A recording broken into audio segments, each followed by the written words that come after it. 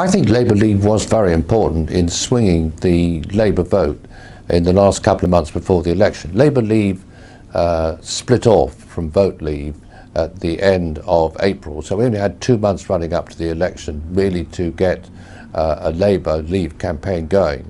And we put a huge amount of effort into getting this done, which I really do think paid dividends.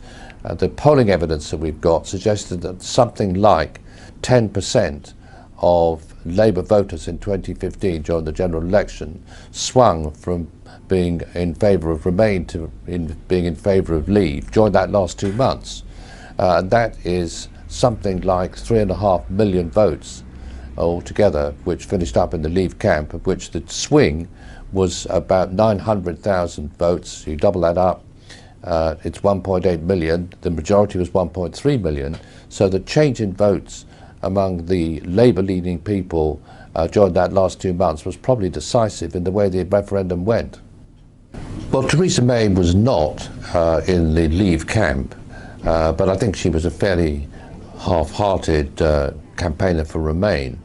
And I think that what she's done since becoming Prime Minister reflects that. I mean, she has put some really firm Brexiteers in charge of the negotiation, David Davis and Liam Fox and Boris Johnson as Foreign Secretary, and I think that's very encouraging. And she's certainly made plenty of statements saying Brexit means Brexit, which is getting us off to a good start.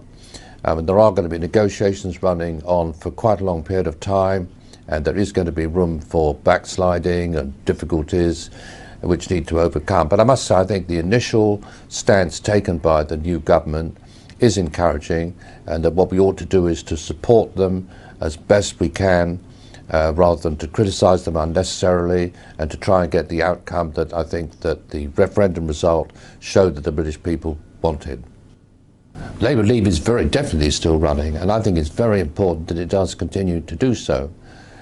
When we won the referendum in June, it became clear that a lot of planning that might have been done for what was going to happen next hadn't been completed, and Labour Leave initially took a considerable amount of initiative in bringing together the negotiating stance, which has since been adopted. Now we have to make sure that that's carried through. There's going to be difficult negotiations going on over the next couple of years, and there is a danger that we'll be worn down into accepting a result which is a long way from what the British people clearly showed they wanted when the referendum result was declared.